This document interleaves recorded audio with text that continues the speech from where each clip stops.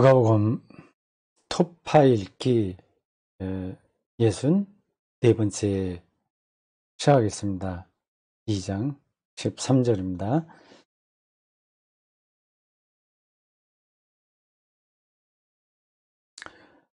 호련히 수많은 천군이 그 천사들과 함께 하나님을 찬송하여 이르되, 이렇게 되어 있습니다. 환상이죠. 환상. 아주 거룩한 환상입니다.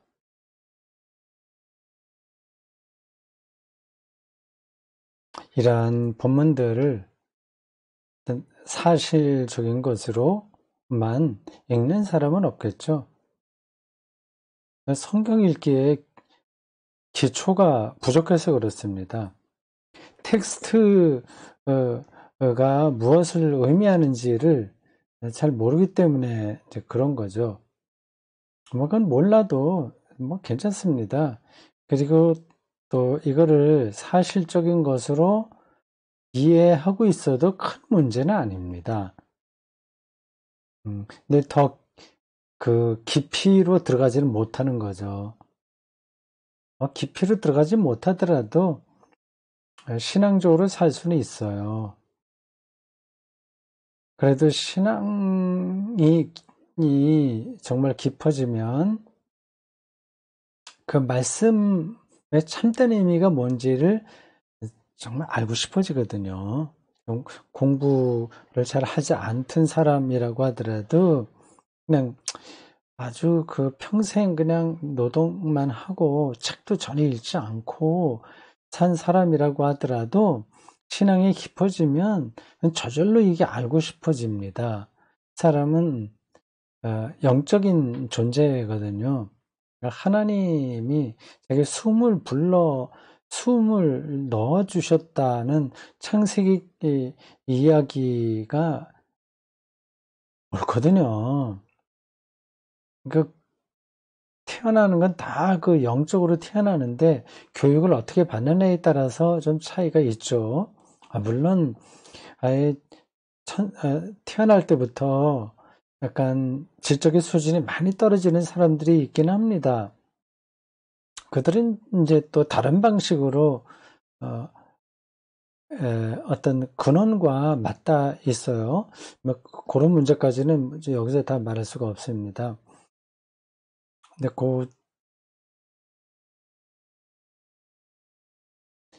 지적인 훈련이 되지 않은 사람이라고 하더라도 성경을 하나님의 말씀을 믿고 정말 참되게 살아가려고 하는 사람이라고 한다면 궁금하게 생각하는 게 당연합니다. 이 수많은 천군이 그 천사들과 함께 하나님을 찬송하여 이르되, 거룩한 환상이죠. 이런 것들은 구약에도 많이 나오지 않습니까? 이사야도 그 천사들의 합창, 그거를 경험했죠. 찾아볼까요?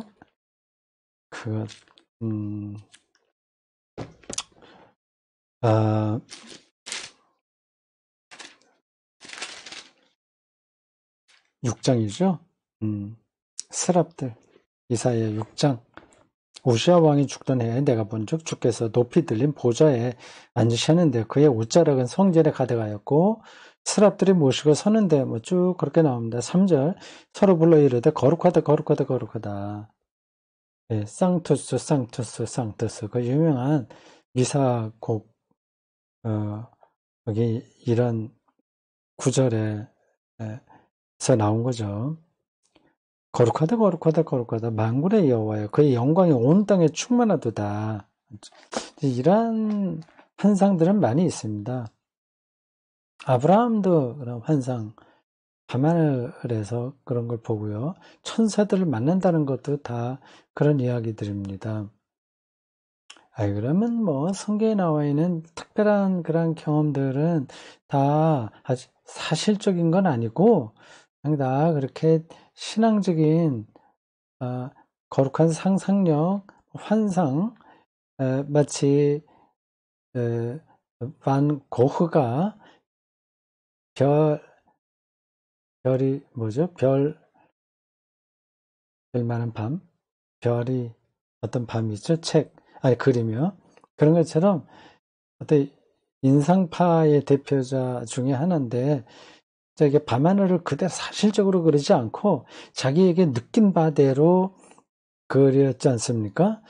그 성경에 나와 있는 좀 특별한 이야기들은 다 그런 거냐? 이렇게 질문할 수도 있는데, 그럼 뭐 본문에 따라서 이제 다른 거죠. 성서 해석이 굉장히 중요합니다. 예, 꼭 성서 신학적이고 조직 신학적인 바탕에서만 성서가 바르게 해석된다는 뜻은 아닙니다. 예, 그건 기본적으로 필요한 거죠.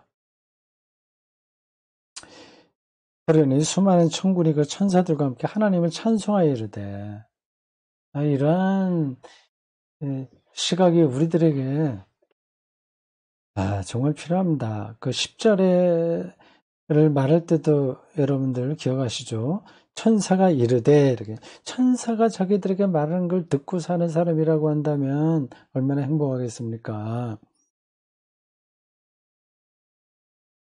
수많은 천군과 천사들이 하나님을 찬송한다는 거를 이거 어떻게 경험할 수 있을까요? 예?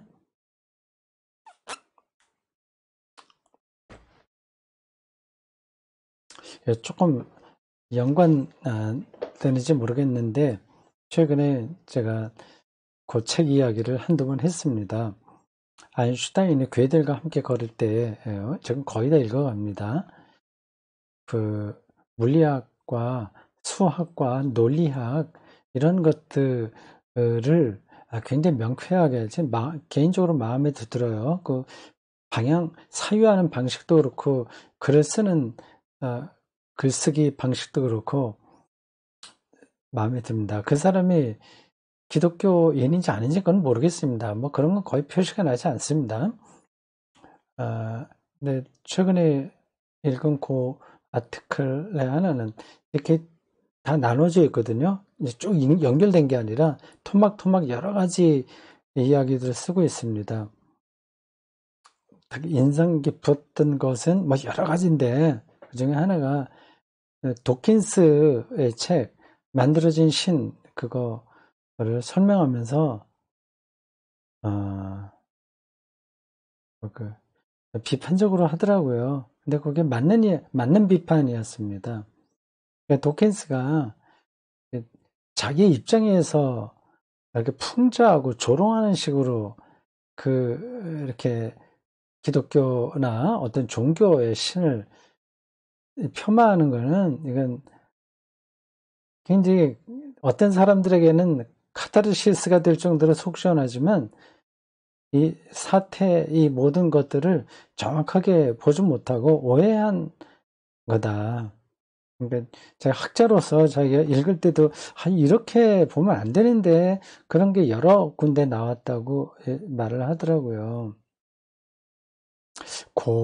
거기에 해당하는 토막인지 다른 데인지 모르겠는데 이런 얘기가 나와요. 그건 다른 이야기겠군요. 돌에도 의식이 있겠나 뭐 그런 얘기를 하는 겁니다. 의식. 그러니까 자기가 누군지 이거 아는 게 의식이잖아요. 인간, 뭐 동물, 뭐 등등 쭉 그런저런 얘기하면서 돌은 어떨까 하는 얘기를 하는 겁니다. 근데 우리가 생각하기에 돌은 정말 저거는 아무것도 아니죠. 의식하고는 너무나도 거리가 먼다고 생각하는데 그 사람 이야기에는 의식이라고 하는 게 과연 그렇게 우리가 독단적으로 말할 수 있을 것이냐 그걸 좀 열어놓고 봐야 되지 않냐 하는 거예요. 우리 이 뇌가 뭐 2kg 밖에 되지 않은데 이 뇌만 놓고 본다면 여기서 그렇게 무한한 생각과 느낌과 모든 의지와 결단 그리고 대단한 것들이 나올 거라고 하는 거는 누가 그걸 상상이나 할 수 있겠어요? 물질로만 본다면. 돌도 이렇게 그냥 가만히 있는 것 같은데, 그걸 갖다가 그렇게 얘기하더라고요. 무건수행하는 거다. 돌이.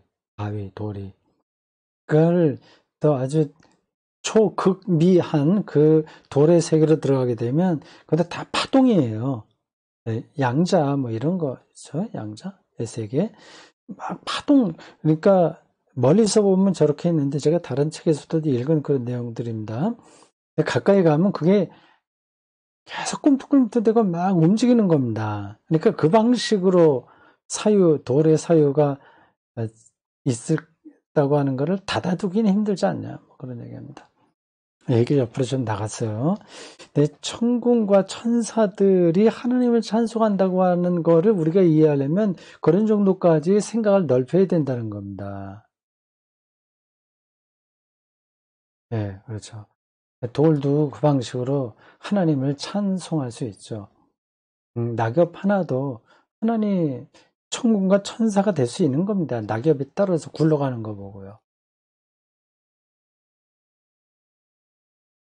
예.